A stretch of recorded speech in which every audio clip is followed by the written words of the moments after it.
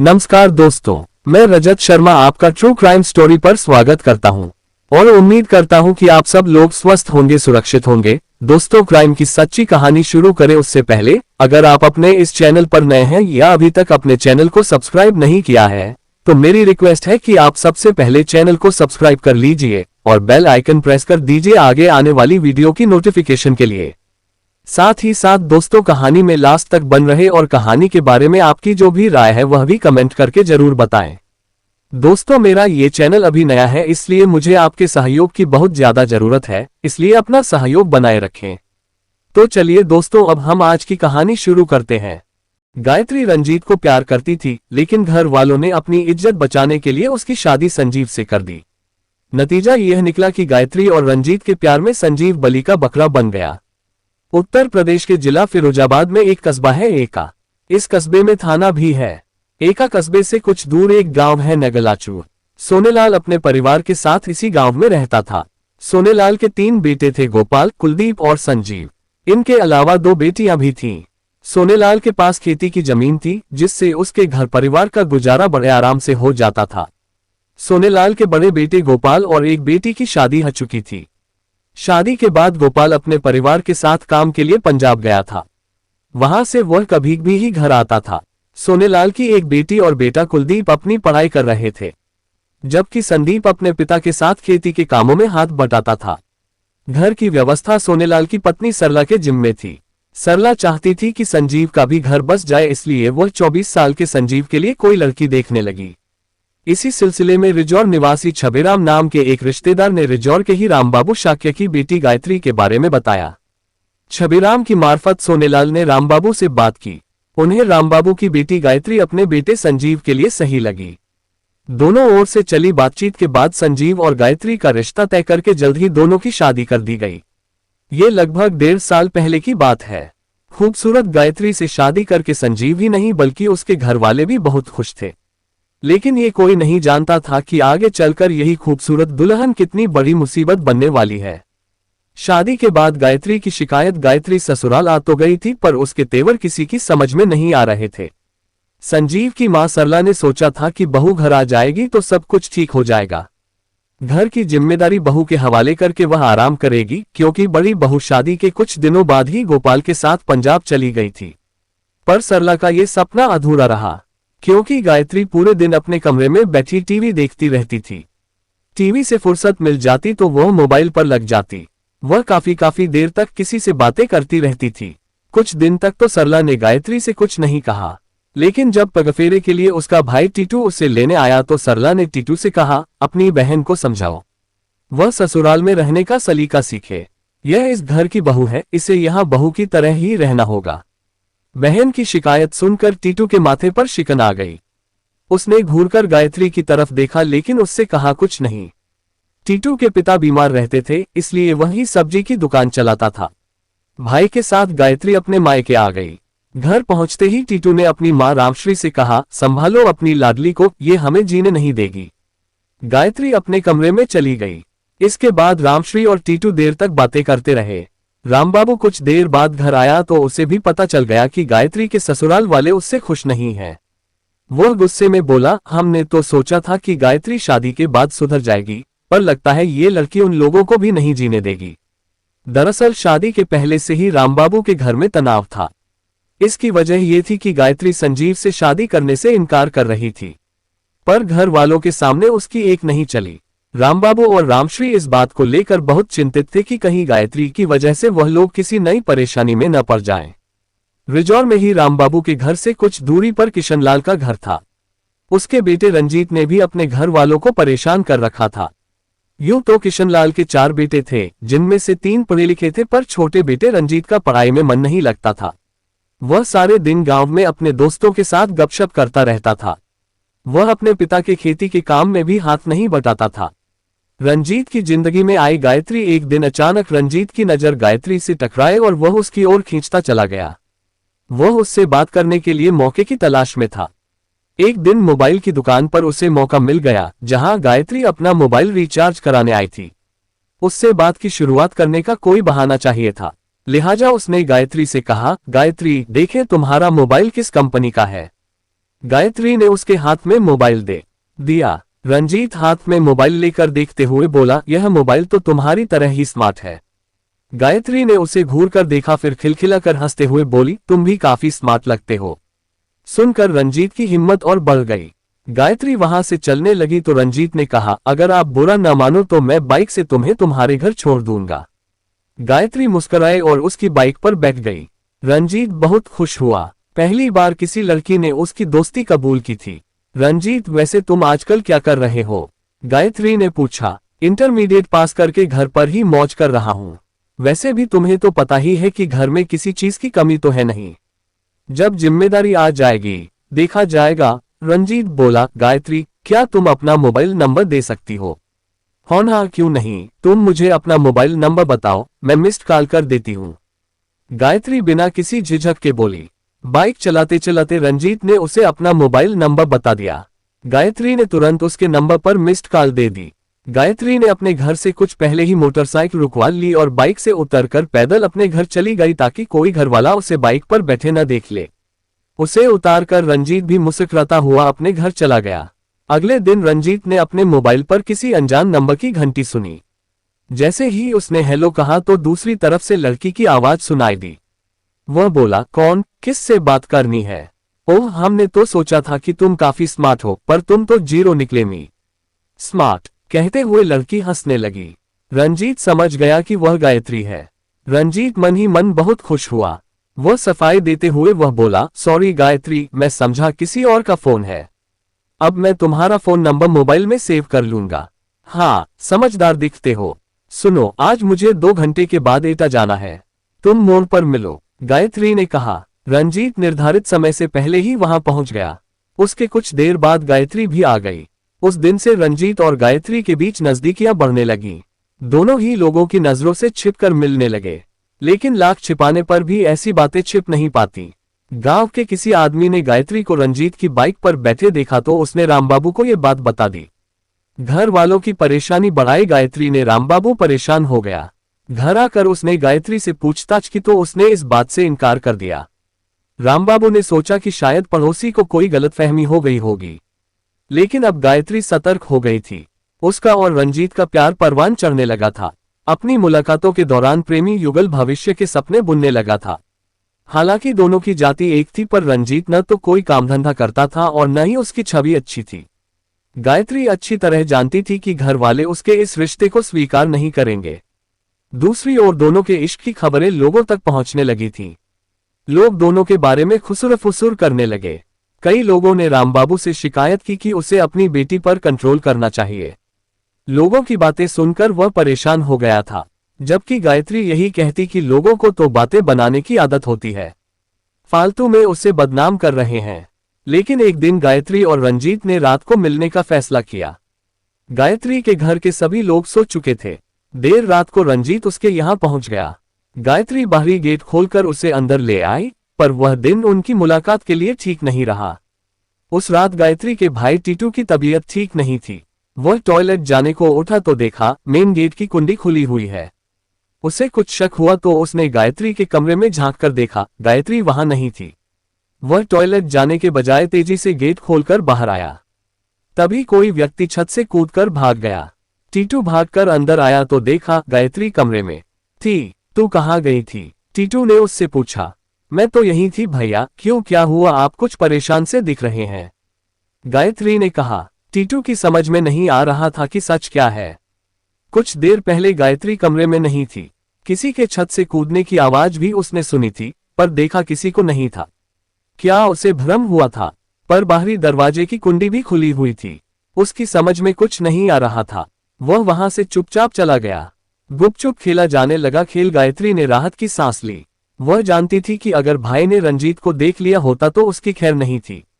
अगले दिन उसने रंजीत को फोन पर सारी बात बताई और सतर्क रहने को कह दिया। इधर टीटू को लगने लगा था कि कुछ तो है जो वह देख नहीं पा रहा, जबकि लोग देख रहे हैं। बहन पर उसका शक पक्का होने लगा था।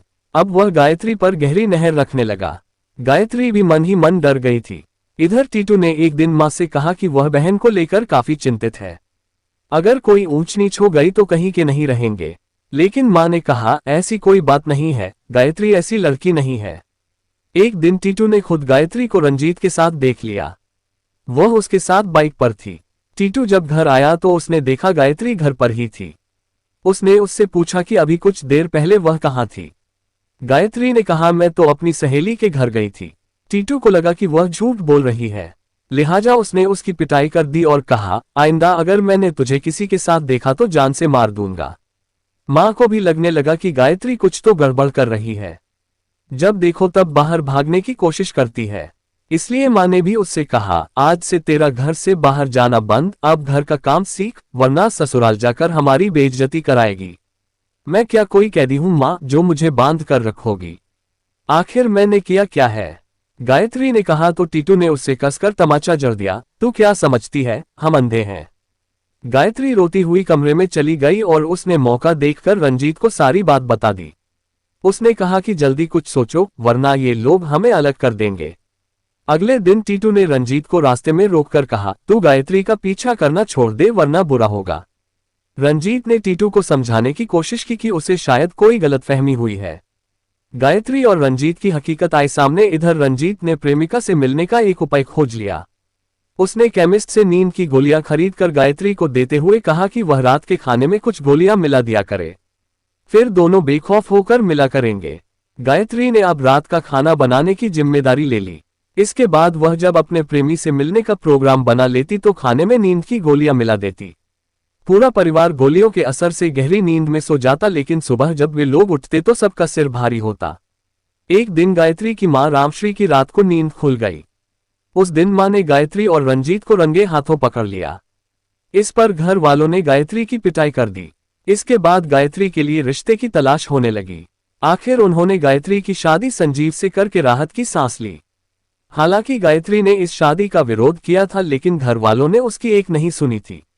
बेटी की शादी के बाद सब निश्चिंत थे, लेकिन शादी के बाद भी गायत्री के नाजायज संबंध रंजीत से बने रहे।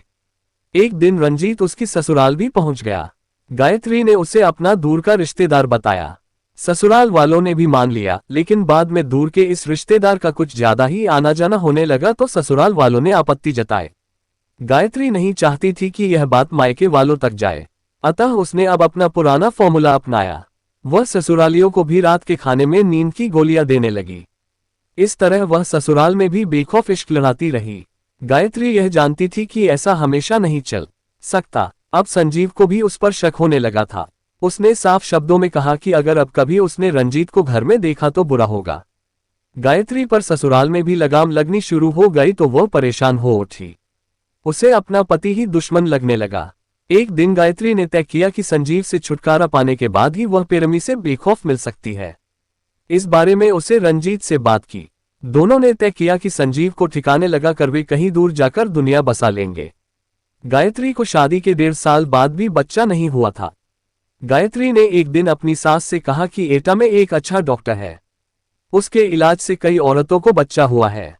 गायत्री ने सास से अपना इलाज उसी डॉक्टर से कराने की बात कही।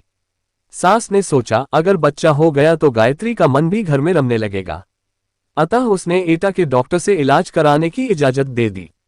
गायत्री को कोई इलाज वगैरह नहीं कराना था, बल्कि यह उसका पति को ठिकाने लगाने का एक षड्यंत्र था। लिखी जाने लगी हत्या की पटकथा अब गायत्री का खुराफाती दिमाग काम करने लगा। उसने पति के नाम मौत का वारंट जारी कर दिया और इसके लिए 13 मई 2018 का दिन भी तय कर दिया। मौत की इस दस्तक से पूरा परिवार बेखबर था। पूरे घटनाक्रम की कहानी मोबाइल पर तय हो गई थी। अपने इस काम में रंजीत ने रिजौर के ही रहने वाले अपने दोस्त राजेश उर्फ पप्पू को भी मिला लिया। 13 मई को गायत्री अपने पति संजीव के साथ बाइक नंबर UP 83AL 6985 से एटा के लिए निकली। उसने प्रेमी रंजीत को अपने एटा जाने की सूचना दे दी। रंजीत अपने दोस्त राजेश के साथ रिजौर से एटा पहुंच गया। इसके बाद न तो बहू और न ही बेटा घर वापस लौटे। शाम तक जब दोनों घर नहीं लौटे तो पूरा परिवार चिंतित हो गया। उन्होंने एटा थाने के थाना प्रभारी जितेंद्र सिंह भदौरिया को सूचना दे दी और अपने सभी रिश्तेदारों से भी फोन द्वारा पूछा। उन्होंने गायत्री के घर वालों को भी बता दिया था। दोनों का फोन भी स्विच ऑफ था। रो रो कर घर वालों का बुरा हाल था। इधर मायके वाले परेशान थे कि कहीं गायत्री ने ही तो कुछ नहीं कर डाला। गायत्री और संजीव के गुम होने की सूचना अन्य थानों को भी दे दी गई थी।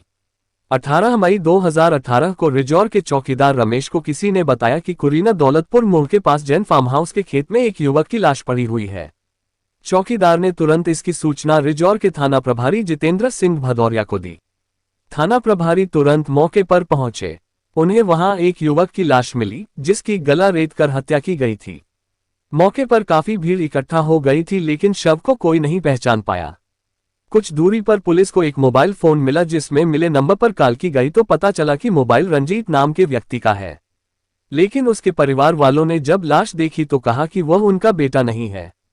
रंजीत और गायत्री की हकीकत आई सामने। जब लाश रंजीत की नहीं थी तो उसका मोबाइल वहां क्यों मिला, ये बात कोई नहीं समझ पा रहा था। इसी बीच सोशल मीडिया पर लाश का फोटो वायरल हो गया तो सोनेलाल ने एका थाने से संपर्क किया। पता चला कि जैन फार्म हाउस रिजौर में मिलने वाली लाश उनके बेटे संजीव की है। संजीव के घर वाले समझ गए कि जरूर इस हत्या में गायत्री का हाथ है। उन्होंने रिजौर थाना प्रभारी को सारी बात बता दी। गायत्री का भाई और पिता भी रिजौर आ गए। उन्हें विश्वास ही नहीं हो रहा था कि गायत्री ऐसा कर सकती है। मौके पर संजीव की बाइक भी बरामद हो गई थी, लेकिन गायत्री का कोई अता पता नहीं था। रिजौर थाना प्रभारी ने मुखबिरों का जाल फैला दिया। पुलिस को गायत्री और रंजीत के प्रेम संबंधों का भी पता चल चुका था। रंजीत भी घर से गायब था, अतः अब पुलिस उन दोनों की तलाश में लग गई। अगले दिन संजीव की पोस्टमार्टम रिपोर्ट आ गई, जिसे देखकर पुलिस चौंक गई। पोस्टमार्टम रिपोर्ट में पाया गया कि युवक ने नशे का सेवन किया था। पूछताछ करने पर पता चला कि संजीव तो नशा करता ही नहीं था। इसी बीच 18 मई 2018 को मुखबिर की सूचना पर पुलिस ने प्रेमी युगल को बख्शीपुर तिराहे से गिरफ्तार कर लिया। दोनों किसी वाहन का इंतजार कर रहे थे। थाने लाकर गायत्री और रंजीत से पूछताछ की गई। गायत्री ने बताया कि वह तो रंजीत से प्यार करती थी, उसे जबरन प्रेमी से दूर करके संजीव के गले बांध दिया गया, इसलिए उसने उससे छुटकारा पाने का निश्चय किया। उसने बताया कि उसने रंजीत से पूर्व में शादी कर ली थी, लेकिन पुलिस को वह शादी की कोई साक्ष्य नहीं दे पाए। रंजीत ने भी अपना गुनाह कबूल करते हुए कहा कि पिछले 2-3 सालों से वह और गायत्री एक दूसरे से प्यार करते थे और शादी भी करना चाहते थे, लेकिन गायत्री के घर वाले इसके लिए राजी नहीं हुए। गायत्री की शादी के बाद भी वे दोनों अलग नहीं रह पाए और आखिर संजीव को रास्ते से हटाने का फैसला कर लिया। गायत्री के प्यार की भेंट चढ़ा संजीव उस दिन जब गायत्री अपने पति के साथ एटा पहुंची तो रास्ते में उसने बाइक रुकवाई। मौका पाकर वह बोतल में भरे पानी में नींद की गोलियां मिला चुकी थी। वही पानी उसने पति संजीव को पीने को दिया। जिस जगह पर बैठकर उसने पानी पिया था, कुछ ही देर में वह वहीं पर बेहोश हो गया। तभी रंजीत अपने दोस्त के साथ वहां पहुंच गया। राजेश ने संजीव की बाइक संभाली और वह और गायत्री बेहोश हो चुके संजीव को ऑटो में डालकर कुरीला गांव के पास दौलतपुर मोड़ पर ले आए। ऑटो वाले को पैसे देकर उन्होंने वापस भेज दिया। तभी राजेश भी वहां आ गया। फिर वे लोग संजीव को जैन फार्म हाउस के खेतों में ले आए, जहां गायत्री ने खुद चाकू से अपने पति का गला रेत दिया। इसके बाद राजेश अपने घर चला गया और वो दोनों एटा घूमते रहे। दोनों दिल्ली भाग जाना चाहते थे, पर पैसों का इंतजाम करना था। इससे पहले कि वे एटा छोड़ पाते पुलिस के हत्थे चढ़ गए। गायत्री के मायके वालों को जब पता चला कि उनकी बेटी ने खुद अपना सुहाग मिटा डाला है तो वे हैरान रह गए। उन्होंने कहा कि अब गायत्री से उनका कोई संबंध नहीं है, उसे उसकी करनी की सजा मिलनी ही चाहिए। संजीव के घर वाले दुखी हैं। उन्होंने तो सोचा तक नहीं था कि वह अपने सीधे साधे बेटे को खो देंगे। पुलिस ने भादमवी की धारा 302, 120B के अंतर्गत तीनों को गिरफ्तार कर न्यायालय में पेश किया, जहां से उन्हें जेल भेज दिया गया। कथा लिखे जाने तक उनकी जमानत नहीं हुई थी। तो दोस्तों, ये थी आज की कहानी। उम्मीद है कहानी में ऐसा कुछ भी नहीं होगा जो आपको अटपटा लगा हो। कहानी को लास्ट तक सुनने के लिए आपका तहे दिल से शुक्रिया। कहानी के बारे में आपकी जो भी राय है वह कमेंट करके जरूर बताएं। तो चलिए दोस्तों, आज के लिए इतना ही। कल फिर मिलते हैं क्राइम की एक सच्ची कहानी के साथ। तब तक के लिए सेफ रहें, सुरक्षित रहें और अपना ध्यान रखें। जय हिंद दोस्तों, जय भारत।